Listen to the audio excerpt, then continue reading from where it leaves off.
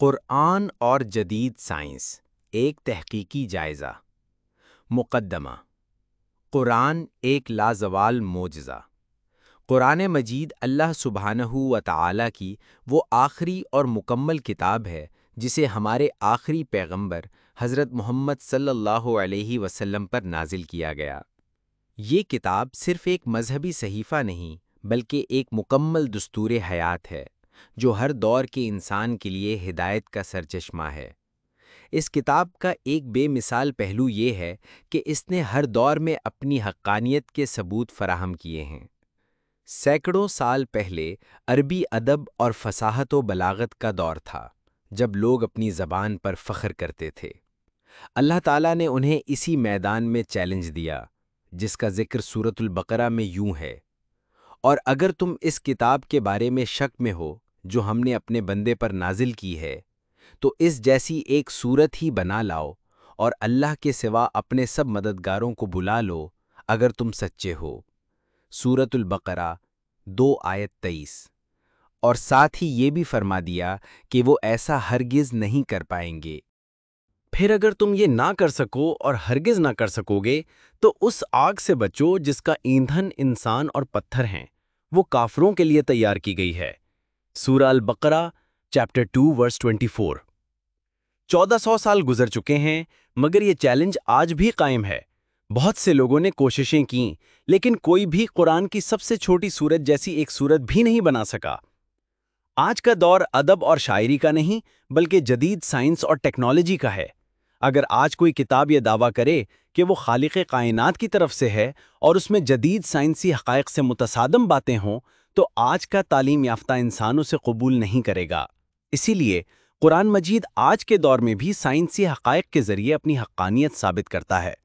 مشہور سائنسدان Albert Einstein کا قول اس حوالے سے بہت اہم ہے: سائنس مذہب کے بغیر لنگڑی ہے اور مذہب سائنس کے بغیر اندھا ہے۔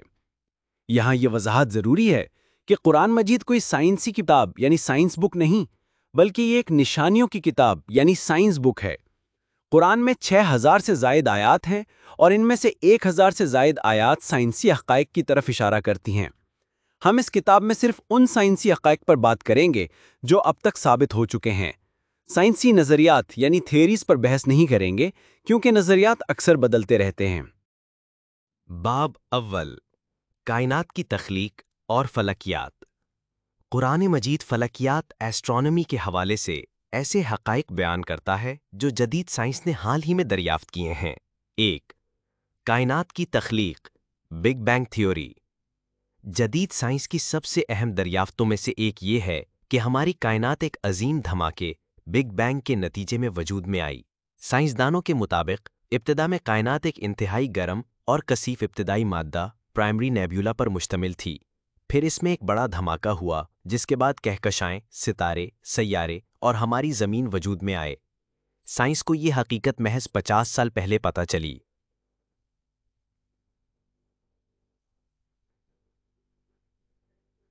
لیکن قرآن مجید نے 1400 سال پہلے ہی اس کی طرف اشارہ کر دیا تھا۔ اللہ تعالیٰ سورۃ الانبیاء میں ارشاد فرماتے ہیں: کیا ان کافروں نے نہیں دیکھا کہ آسمان اور زمین ملے ہوئے تھے پھر ہم نے انہیں جدا کیا؟ یہ آیت کائنات کی تخلیق کے ابتدائی مرحلے کو واضح طور پر بیان کرتی ہے جب تمام مادہ ایک تھا اور پھر جدا ہوا۔ اس کے علاوہ اللہ تعالیٰ سورۃ الفصلت میں آسمان کی ابتدائی حالت کو بیان کرتے ہوئے فرماتے ہیں: پھر وہ آسمان کی طرف متوجہ ہوا اور وہ دھواں تھا، تو اس سے اور زمین سے فرمایا تم دونوں خوشی سے یا ناخوشی سے آ جاؤ۔ دونوں نے عرض کیا ہم خوشی سے حاضر ہیں۔ یہاں دھواں کا لفظ استعمال کیا گیا ہے جو عربی میں اسموک کے معنی دیتا ہے۔ آج کی سائنس بھی یہ مانتی ہے کہ کائنات کی تخلیق کے ابتدائی مراحل میں مادہ گیس کی شکل میں تھا۔ قرآن کا لفظ دخان سائنسی لحاظ سے گیس سے زیادہ موزوں ہے کیونکہ دھماکے کے بعد گرم دھواں ہی وجود میں آتا ہے، نہ کہ ٹھنڈی گیس یا دھند۔ 2. کائنات کی توسیع ایکسپینڈنگ یونیورس۔ 1929 میں ایڈون ہبل نامی ایک سائنسدان نے یہ دریافت کیا کہ کائنات مسلسل پھیل رہی ہے۔ سائنس کو یہ حقیقت بھی حال ہی میں معلوم ہوئی جبکہ قرآن نے اس کا ذکر 1400 سال پہلے کر دیا۔ اللہ تعالیٰ سورۃ الذاریات میں ارشاد فرماتے ہیں: اور آسمان کو ہم نے اپنے زور سے بنایا اور بے شک ہم وسیع کرنے والے ہیں۔ یہاں موسعون کا لفظ استعمال ہوا ہے جس کا مطلب ہے وسعت دینے والے یا توسیع دینے والے۔ یہ آیت واضح طور پر کائنات کے پھیلنے کی حقیقت بیان کرتی ہے جو جدید سائنس کی دریافتوں سے مکمل طور پر مطابقت رکھتی ہے۔ زمین کی شکل اور اس کی گردش۔ سینکڑوں سال تک انسان یہ سمجھتا رہا کہ زمین چپٹی یعنی فلیٹ ہے۔ سب سے پہلے 1577 عیسوی میں سر فرانسس ڈریک نے جہاز رانی کے ذریعے دنیا کا چکر لگا کر یہ ثابت کیا کہ زمین بیضوی ہے۔ قرآن مجید اس حقیقت کو 1400 سال پہلے ہی بیان کر چکا تھا۔ اللہ تعالیٰ سورۃ اللقمان میں فرماتے ہیں، کیا تم نے نہیں دیکھا کہ اللہ رات کو دن میں داخل کرتا ہے اور دن کو رات میں داخل کرتا ہے؟ سورۃ اللقمان آیت نمبر 29۔ دن کا رات میں اور رات کا دن میں یہ تدریجی یعنی گریجول داخل ہونا صرف اسی صورت میں ممکن ہے جب زمین بیضوی شکل میں ہو۔ اگر زمین چپٹی ہوتی تو دن اور رات کا آنا ایک دم سے ہوتا، نہ کہ آہستگی کے ساتھ۔ مزید یہ کہ اللہ تعالیٰ سورۃ الزمر میں فرماتے ہیں، وہ رات کو دن پر لپیٹتا ہے اور دن کو رات پر لپیٹتا ہے۔ سورۃ الزمر آیت نمبر 5۔ یہاں یکورو کا لفظ استعمال ہوا ہے جس کا مطلب ہے لپیٹنا یا گول شکل دینا۔ یہ لفظ بالکل اسی طرح استعمال ہوتا ہے جیسے سر پر پگڑی لپیٹی جاتی ہے۔ دن اور رات کا اس طرح سے لپیٹنا صرف ایک بیضوی یعنی روی شکل کی چیز پر ہی ممکن ہے۔ علاوہ ازیں سورۃ النازعات میں لفظ دحاہا کا استعمال ہوا ہے اور اس کے بعد زمین کو بچھا دیا یعنی دحاہا۔ سورۃ النازعات آیت نمبر 39۔ دحاہا کا ایک معنی پھیلانا ہے اور دوسرا معنی دحیتا سے ماخوذ ہے جس کا مطلب ہے شتر مرغ کا انڈا۔ یہ لفظ صرف بیضوی شکل کو بیان کرنے کے لیے خاص ہے۔ آج سائنس یہ جانتی ہے کہ زمین مکمل گول نہیں بلکہ اوپر اور نیچے سے چپٹی ہے اور شتر مرغ کا انڈا بھی اسی شکل کا ہوتا ہے۔ نمبر 4، سورج اور چاند کی روشنی کا فرق۔ قدیم زمانے میں سمجھا جاتا تھا کہ چاند کی روشنی بھی سورج کی طرح اپنی ہے۔ یہ حقیقت کہ چاند کی روشنی دراصل سورج کی منعکس شدہ روشنی ہے، سائنس نے حال ہی میں دریافت کی۔ قرآن مجید نے اس فرق کو بھی واضح کیا ہے۔ سورۃ الفرقان میں اللہ تعالیٰ فرماتے ہیں، بڑا بابرکت ہے وہ جس نے آسمان میں برج بنائے اور اس میں ایک چراغ یعنی سورج اور چمکتا ہوا چاند بنایا۔ یہاں سورج کو سراجن یعنی چراغ اور وہاجن یعنی سلگتا ہوا کہا گیا ہے، جو اس کی اپنی روشنی کا منبع ہونے کی دلیل ہے، جبکہ چاند کو منیرن یعنی چمکنے والا یا چمکانے والا کہا گیا ہے، جس کے معنی ہے روشنی دینے والا یا منور کرنے والا، جو کہ اس کی منعکس شدہ روشنی کی طرف اشارہ ہے۔ مزید وضاحت کے لیے سورۃ یونس میں ارشاد ہے، وہی ہے جس نے سورج کو روشنی اور چاند کو چمک بنایا۔ سورۃ الیونس آیت نمبر 5۔ یہاں سورج کے لیے ضیاء یعنی روشنی اور چاند کے لیے نور یعنی چمک کا لفظ استعمال ہوا ہے۔ یہ الفاظ دونوں کی روشنی کی نوعیت کے فرق کو بالکل درست طریقے سے بیان کرتے ہیں۔ باب دوم، زمین اور آبی دنیا کے اسرار۔ اس باب میں ہم زمین کی ساخت، پہاڑوں کے کردار اور سمندروں کے ان پوشیدہ حقائق کا جائزہ لیں گے جو قرآن نے 1400 سال پہلے بیان کیے تھے۔ 1، پہاڑوں کا کردار، میخوں کی مانند۔ جدید علم ارضیات یعنی جیولوجی کے مطابق زمین کی اوپری سطح یعنی ارتھ کرسٹ نہایت پتلی اور غیر مستحکم ہے۔ ماہرین ارضیات کا کہنا ہے کہ پہاڑوں کی جڑیں زمین کے اندر بہت گہرائی تک پھیلی ہوئی ہیں، بالکل اسی طرح جیسے کسی خیمے کو گاڑنے کے لیے میخوں کو زمین میں دھنسایا جاتا ہے۔ یہ جڑیں زمین کی سطح کو استحکام فراہم کرتی ہیں اور اسے ہلنے سے بچاتی ہیں۔ قرآن مجید نے اس حقیقت کو نہایت بلیغ انداز میں بیان کیا ہے۔ سورۃ النبا میں اللہ تعالیٰ ارشاد فرماتے ہیں، کیا ہم نے زمین کو بچھونا نہیں بنایا اور پہاڑوں کو میخوں کی مانند؟ سورۃ النبا آیت نمبر 6 سے 7۔ یہاں اوتادن کا لفظ استعمال ہوا ہے جس کا مطلب ہے میخیں یا خیمے کی میخیں، ٹینٹ پیگز۔ یہ سائنسی حقیقت کہ پہاڑوں کا زیادہ تر حصہ زمین کے اندر گہرائی تک پیوست ہے اور ان کا بنیادی کام زمین کو استحکام دینا ہے، بالکل اس آیت کے مطابق ہے۔ ایک اور جگہ ارشاد ہے، اور اسی نے زمین میں پہاڑ جما دیے تاکہ وہ تمہیں لے کر جنبش نہ کرے، اور نہریں اور راستے بنا دیے تاکہ تم راہ پاؤ۔ سورۃ النحل آیت نمبر 15۔ یہ آیت پہاڑوں کے ایک اور اہم کام کی وضاحت کرتی ہے کہ وہ زمین کو زلزلوں اور جنبش سے بچاتے ہیں۔ یہ وہی سائنسی حقیقت ہے جسے آج کے ماہرین ارضیات تسلیم کرتے ہیں۔ 2. آبی چکر، واٹر سائیکل اور بارش کا نظام۔ زمانہ قدیم میں لوگ بارش کے پانی کے بارے میں کئی غلط نظریات رکھتے تھے۔ 16ویں صدی میں سر برنارڈ پیلیسی نے پہلی بار جدید آبی چکر یعنی ہائیڈرولوجیکل سائیکل کی وضاحت پیش کی۔ قرآن مجید نے اس پورے عمل کو 1400 سال پہلے تفصیل سے بیان کر دیا تھا۔ اللہ تعالیٰ سورۃ الزمر میں فرماتے ہیں، کیا تم نے نہیں دیکھا کہ اللہ آسمان سے پانی برساتا ہے، پھر اسے زمین میں چشموں کی صورت میں جاری کر دیتا ہے۔ اس آیت میں بارش کے پانی کا زمین کے اندر جذب ہو کر چشموں کی صورت میں جاری ہونے کا ذکر ہے۔ قرآن نے ہواؤں کے کردار کو بھی واضح کیا ہے۔ سورۃ الحجر میں اللہ تعالیٰ فرماتے ہیں، اور ہم ہی ہواؤں کو بارآور کرنے کے لیے بھیجتے ہیں، پھر ہم آسمان سے پانی برساتے ہیں اور تمہیں وہ پلاتے ہیں۔ یہاں لواقع کا لفظ استعمال ہوا ہے جس کا مطلب ہے بارآور کرنا۔ یہ سائنسی حقیقت کہ ہوائیں پانی سے لدے بادلوں کو آپس میں ٹکرا کر اور ان کو مزید ٹھوس بنا کر بارش کا سبب بنتی ہیں، اس آیت سے مکمل طور پر مطابقت رکھتی ہے۔ 3. 2 سمندروں کے درمیان برزخ یعنی پردہ۔ قرآن نے سمندروں کے ایک اور حیرت انگیز سائنسی مظہر کا ذکر کیا ہے۔ اللہ تعالیٰ سورۃ الفرقان میں فرماتے ہیں، اور وہی ہے جس نے 2 سمندروں کو اس طرح ملا دیا کہ ایک میٹھا اور پینے کے قابل ہے اور دوسرا کھارا اور کڑوا ہے، اور دونوں کے درمیان ایک آڑ یعنی برزخ اور ایک رکاوٹ ہے جو دکھائی نہیں دیتی۔ اس سے بھی زیادہ واضح آیت سورۃ الرحمن میں ہے۔ اس نے 2 دریاؤں کو ملا دیا جو آپس میں ملتے ہیں، مگر ان دونوں کے درمیان ایک آڑ ہے کہ وہ حد سے نہیں بڑھ سکتے۔ ماہرین بحریات یعنی اوشینوگرافرز نے حال ہی میں یہ دریافت کیا ہے کہ جہاں 2 سمندر آپس میں ملتے ہیں، وہاں پانی کی مختلف کثافت یعنی ڈینسٹی، درجہ حرارت یعنی ٹمپریچر اور نمکیات یعنی سلینٹی کی وجہ سے ایک نادیدہ پردہ باہل ہوتا ہے جو دونوں سمندروں کے پانی کو آپس میں گھلنے ملنے سے روکتا ہے۔ یہ حقیقت بالکل اسی طرح ہے جیسے قرآن میں بیان کی گئی ہے۔ 4. سمندروں کی گہرائی میں موجود اندھیرا۔ قرآن مجید نے سمندروں کی گہرائیوں میں موجود اندھیرے کا بھی ذکر کیا ہے جو اس وقت کسی انسانی علم میں نہیں تھا۔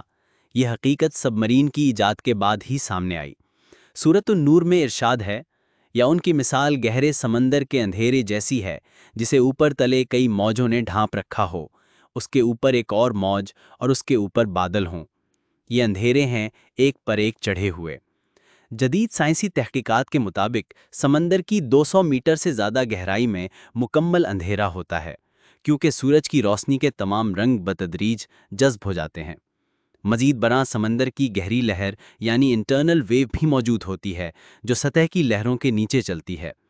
یہ آیت ان دونوں سائنسی حقائق یعنی اندھیرا اور لہر پر لہر کو واضح طور پر بیان کرتی ہے جو اس وقت انسانی فہم سے بالاتر تھے۔ باب سوم، مادہ، نباتات اور حیاتیات۔ اس باب میں ہم مادے کی بنیادی ساخت سے لے کر نباتات اور جانداروں کی تخلیق کے سائنسی پہلوؤں کا جائزہ لیں گے جن کا ذکر قرآن میں موجود ہے۔ 1. مادے کی ساخت، ذرے کا تصور۔ قدیم یونانیوں سے لے کر 20ویں صدی تک سائنسدانوں کا یہ نظریہ رہا کہ مادہ کا سب سے چھوٹا اور ناقابل تقسیم حصہ ایٹم یعنی ذرہ ہے، جسے اردو اور عربی میں ذرہ کہا جاتا ہے۔ لیکن جدید سائنس نے یہ ثابت کر دیا کہ ذرہ بھی مزید چھوٹے ذرات یعنی پروٹونز، نیوٹرونز اور الیکٹرونز میں تقسیم ہو سکتا ہے۔ قرآن نے اس حقیقت کو 1400 سال پہلے ہی بیان کر دیا تھا۔ اللہ تعالیٰ نے نہ صرف ذرے کا ذکر کیا بلکہ یہ بھی بتا دیا کہ اس سے بھی چھوٹی چیزیں موجود ہیں۔ سورۃ سبا میں ارشاد ہے، اور جن لوگوں نے کفر کیا وہ کہتے ہیں کہ ہم پر قیامت نہیں آئے گی، کہہ دو کیوں نہیں، میرے پروردگار کی قسم وہ تم پر ضرور آئے گی، وہ جو غیب کا جاننے والا ہے۔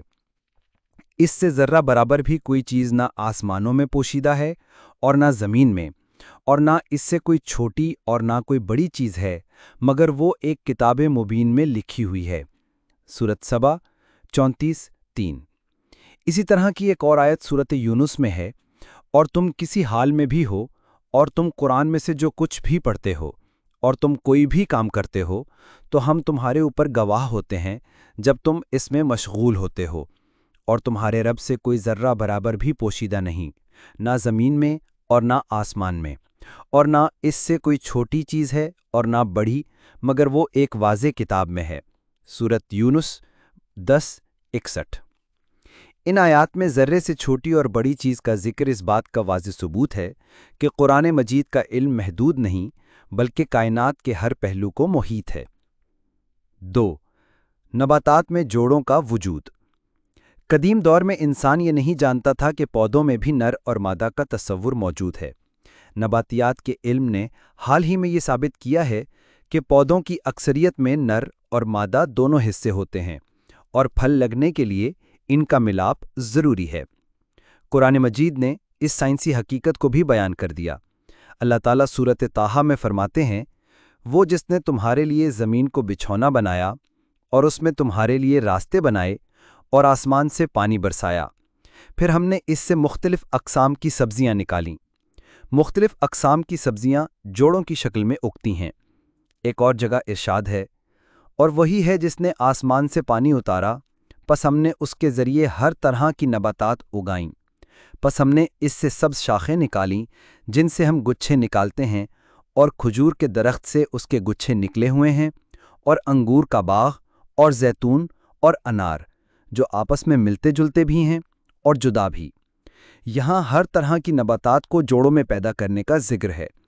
یہ بات زیادہ واضح طور پر سورۃ رعد میں بیان کی گئی ہے۔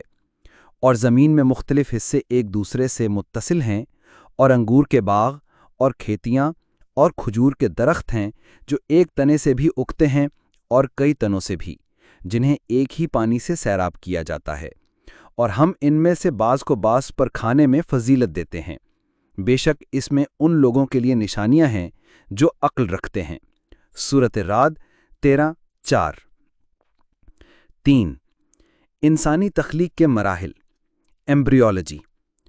قرآن مجید میں انسانی تخلیق کے جو مراحل بیان کیے گئے ہیں وہ ماڈرن یعنی ایمبریولوجی کی تحقیقات سے حیرت انگیز حد تک مطابقت رکھتی ہیں۔ پروفیسر کیتھ ایل مور، جو ایمبریولوجی کے ایک مشہور ماہر ہیں، انہوں نے قرآن کی ان آیات کا گہرا مطالعہ کرنے کے بعد اسلام قبول کیا تھا۔ قرآن میں انسانی تخلیق کے مراحل کچھ یوں بیان کیے گئے ہیں۔ نطفہ، سپرم۔ تخلیق کا آغاز ایک حقیر قطرے یعنی نطفے سے ہوتا ہے۔ کیا وہ ایک ٹپکنے والے پانی کا قطرہ نہ تھا؟ سورۃ القیامہ 75:37۔ علقہ، کلوٹ۔ یہ پانی کا قطرہ رحم مادر میں جڑ جاتا ہے اور جمے ہوئے خون کے لوتھڑے کی شکل اختیار کر لیتا ہے۔ پھر ہم نے اس نطفے کو علقہ بنایا، پھر اس علقہ کو مضغہ بنایا، پھر اس مضغہ میں ہڈیاں بنائیں۔ سورۃ المؤمنون 23:14۔ علقہ کے 3 معنی ہیں: لوتھڑا، لٹکنے والی چیز، اور جونک جیسی شکل۔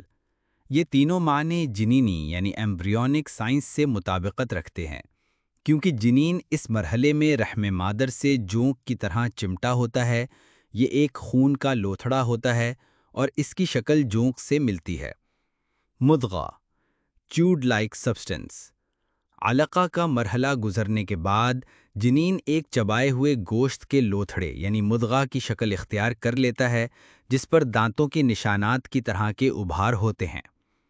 عظام اور لحم۔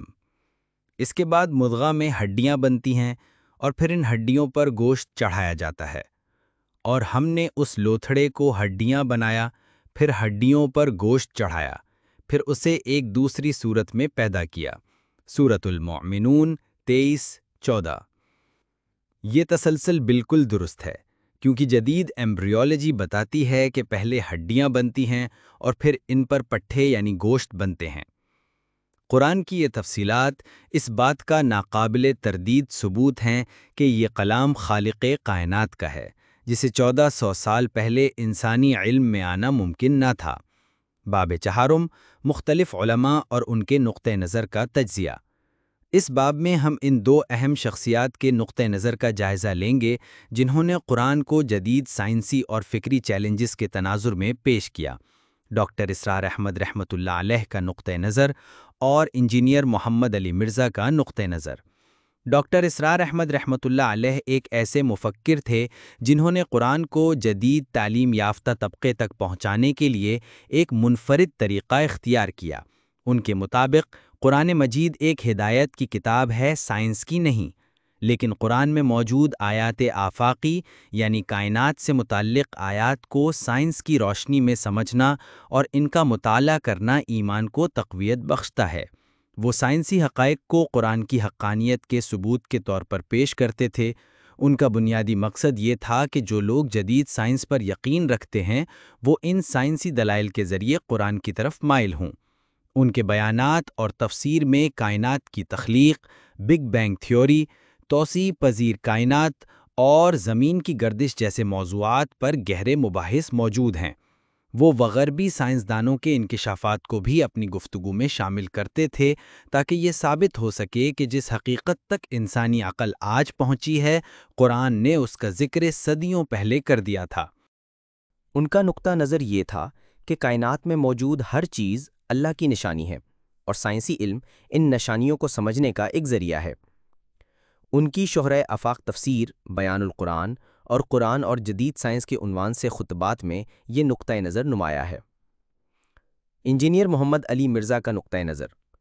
انجینئر محمد علی مرزا کا طریقہ کار بھی ڈاکٹر اسرار احمد رحمۃ اللہ علیہ سے ملتا جلتا ہے، لیکن وہ اپنے دلائل کو مزید عملی اور تحقیقی انداز میں پیش کرتے ہیں۔ وہ سائنسی حقائق کو براہ راست قرآن اور صحیح احادیث سے جوڑتے ہیں اور دلیل کی بنیاد پر بات کرتے ہیں۔ ان کا زور صحیح سند اور تحقیق پر ہوتا ہے اور وہ اپنے بیانات میں حوالہ جات کا خاص خیال رکھتے ہیں۔ ان کے لیکچرز میں سائنسی موضوعات پر سلف صالحین کے اقوال کے ساتھ ساتھ جدید تحقیقات کا بھی جائزہ لیا جاتا ہے۔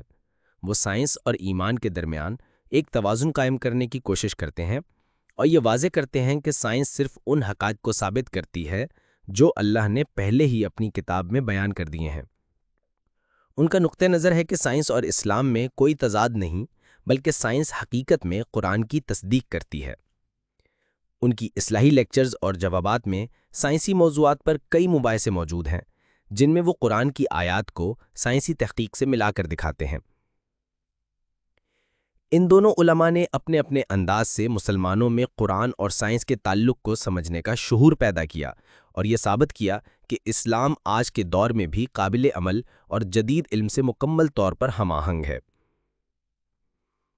باب پنجم، خلاصہ اور نتیجہ، سائنسی اشارے ایمان کا ذریعہ۔ اس کتاب میں ہم نے قرآن مجید اور جدید سائنس کے درمیان حیرت انگیز مماثلتوں کا جائزہ لیا۔ ہم نے یہ دیکھا کہ 1400 سال پہلے ایک ایسا کلام نازل ہوا جو کائنات کی تخلیق، فلکیات، ارضیات، آبی دنیا، نباتات اور انسانی تخلیق کے ایسے حقائق بیان کرتا ہے جنہیں آج کی جدید سائنس نے دریافت کیا ہے۔ اہم نکات کا خلاصہ، کائناتی حقائق۔ قرآن میں کائنات کی تخلیق کے لیے بگ بینگ جیسے واقعے کا اشارہ دیا گیا ہے، یعنی آسمان اور زمین ملے ہوئے تھے، پھر ہم نے انہیں جدا کیا اور کائنات کے مسلسل پھیلنے کی حقیقت بھی بیان کی گئی ہے۔ بے شک ہم وسیع کرنے والے ہیں۔ زمین اور آبی دنیا۔ قرآن میں زمین کی بیضوی شکل کا ذکر موجود ہے اور پہاڑوں کے زمین کو میغوں کی طرح استحکام دینے کے کردار کو بھی واضح کیا گیا ہے۔ مزید یہ کہ سمندروں کے درمیان ایک نادیدہ پردہ یعنی برزخ اور گہرے سمندروں میں موجود اندھیرے کا ذکر بھی جدید سائنسی تحقیقات سے مطابقت رکھتا ہے۔ حیاتیات اور انسانی تخلیق۔ قرآن نے مادے کے ذرے سے بھی چھوٹے اجزاء کا ذکر کیا، نباتات میں نر اور مادہ کے وجود کا بھی اشارہ دیا اور انسانی جنین کی تخلیق کے تمام مراحل کی ایسی تفصیلات بیان کیں جو 20ویں صدی کے بعد ہی انسانی علم میں آئیں۔ علماء کا نقطہ نظر۔ ہم نے دیکھا کہ ڈاکٹر اسرار احمد رحمۃ اللہ علیہ اور انجینئر محمد علی مرزا جیسے علماء نے ان سائنسی حقائق کو قرآن کی حقانیت کے ثبوت کے طور پر پیش کیا تاکہ جدید ذہن رکھنے والے افراد کے ایمان کو تقویت مل سکے۔ نتیجہ، قرآن مجید کوئی سائنسی کتاب نہیں ہے کہ اس میں سائنس کی تمام تفصیلات بیان کی جائیں۔ یہ ایک نظام حیات اور ہدایت کی کتاب ہے اور اس کا بنیادی مقصد انسان کو اللہ کی طرف بلانا ہے۔ لیکن اللہ تعالیٰ نے اس کتاب میں بہت سی ایسی نشانیاں یعنی آیات رکھی ہیں جو ہر دور کے فکری چیلنجوں کا جواب دیتی ہیں۔ آج کے دور میں جب سائنس اور ٹیکنالوجی کی حکمرانی ہے تو قرآن مجید ان سائنسی حقائق کے ذریعے یہ ثابت کرتا ہے کہ یہ کلام کسی انسان کے نہیں بلکہ خالق کی کائنات کا ہے۔ یہ سائنسی اشارے مسلمانوں کے ایمان کو مضبوط کرتے ہیں اور غیر مسلموں کو بھی غور و فکر کی دعوت دیتے ہیں کہ ایسی باتیں جو 1400 سال پہلے انسانی علم میں نہ تھیں وہ اس کتاب میں کیسے آئیں۔ آخر میں یہ کہا جا سکتا ہے کہ سائنس اور قرآن میں کوئی تضاد نہیں ہے، بلکہ سائنس حقیقت میں قرآن میں موجود حقائق کی تصدیق کرتی ہے۔ قرآن کی ان سائنسی آیات پر غور کرنا ایمان کو مضبوط کرنے کا ایک اہم ذریعہ ہے۔